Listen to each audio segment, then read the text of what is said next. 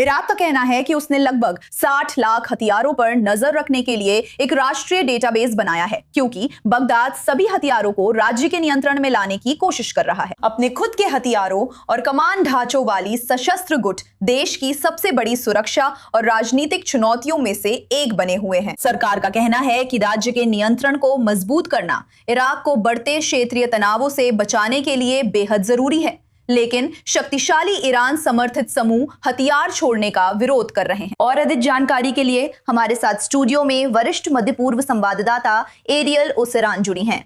Aerial, इस database को बनाने का विचार नया नहीं है, मुझे बताइए कि ये क्या करता है और इसका उद्देश्य क्या है? हाँ, ये न केवल नया नहीं है बल्कि इसे बनने में 8 साल लगे हैं।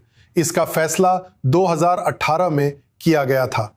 ये जनवरी 2023 में ही काम करना शुरू हुआ और अब आखिरकार इसने वो डेटाबेस बना लिया है जो अधिकारियों को देश में घूम रहे भारी मात्रा में अवैध हथियारों पर नियंत्रण पाने में मदद करेगा। मेरा मतलब है, इराक को उत्तरी गोलार्ध में सबसे अधिक मिलिशिया वाले देश के रूप में माना जाता है और इसलिए ये उसका सामना करने के तरीकों में से एक है। लेकिन मुझे लगता है कि ये नोट करना जरूरी है कि ये मुख्य रूप से दिखावे के लिए है। मैं मतलब है, हाँ, इराक कोशिश कर रहा है कि वो एक आधुनिक सुव्यवस्थित देश जैसी छवि पेश करे या उसके कुछ लक्षण अपनाए जिसमें हथियारों के कानून हो, एक पंजीकरण व्यवस्था हो और ये सब चीजें। और ये पहला कदम है। सबसे पहले आपको ये सर्वे करना होगा कि देश में कितने हथियार हैं। ये पहला कदम है। दूसरा कदम है इन हथियार रखने के लाइसेंस जारी करना। तीसरा कदम है इसे लागू करना और यह सुनिश्चित करना कि जिनके पास हथियार है वे सिर्फ वही लोग हों जिनके पास लाइसेंस है। और फिर आखिरी कदम है, जैसा कि इराकी सरकार इसे बता रही है, सुरक्षा और सतत विकास हासिल करना।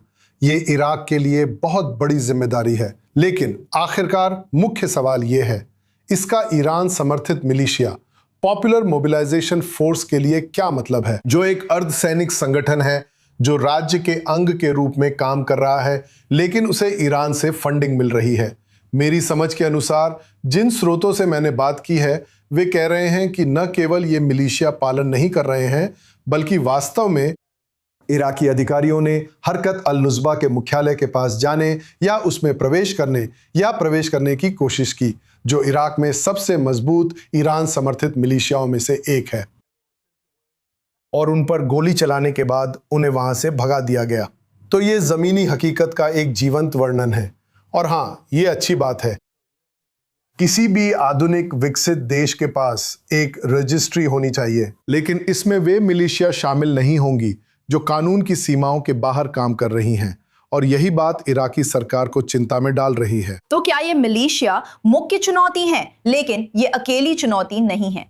ये रजिस्ट्री वास्तव में क्या बदल सकती है? भले ही वे अपना लक्ष्य हासिल कर लें, सिर्फ एक प्रशासनिक डेटाबेस होने के अलावा। सही है। तो फिर से एक आग्नेयास्त्रों की रजिस्ट्री होना, लाइसेंस जारी करना, यही तरीका है, या कहे कि ये एक तरीका है जिससे आप अपने देश में कानून और व्यवस्था सुनिश्चित करते हैं। और इराक अपनी अराजकता के लिए जाना जाता है और इसलिए ये उसे सुधारने की कोशिश कर रहा है। लेकिन इसका असर सिर्फ मिलिशिया से नीचे के स्तर पर आम इराकियों और नागरिक स्तर पर ही पड़ेगा। लेकिन जैसा कि, और इसलिए ये अच्छा है, मैं इस प्रक्रिया की पूरी तरह आलोचना नहीं कर रहा हूं। मुझे लगता है कि हर देश को एक रजिस्ट्री होनी चाहिए और हर देश को अपने हथियार कानूनों को लागू करना चाहिए और केवल राज्य के पास ही हथियार रखने का एकाधिकार होना चाहिए।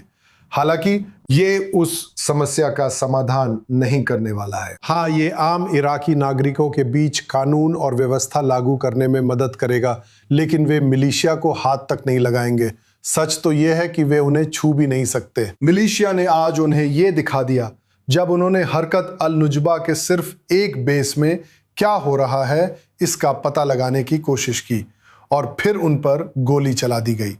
और इसलिए मुझे लगता है ये दिखाता है कि ये इससे ज्यादा कुछ नहीं है। आप जानते हैं, हम इसे संप्रभुता का नाटक कह सकते हैं। आखिरकार यही वो चीज नहीं है जो ईरान समर्थित मिलिशिया को इराक में स्वतंत्र रूप से काम करने से रोकेगी। ठीक है एरियल ओसेरान, आपका बहुत धन्यवाद। और पूरे इराक में लगातार बिजली की कमी के कारण लाखों लोग बत्तियां जलाए रखने के लिए जूझ रहे हैं।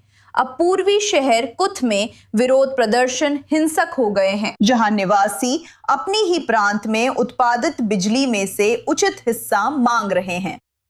अपनी विशाल तेल भंडार के बावजूद इराक बिजली उत्पादन के लिए ईरानी गैस पर बहुत हद तक निर्भर है और वर्षों की भ्रष्टाचार और निवेश की कमी ने राष्ट्रीय ग्रिड को संकट में डाल दिया है।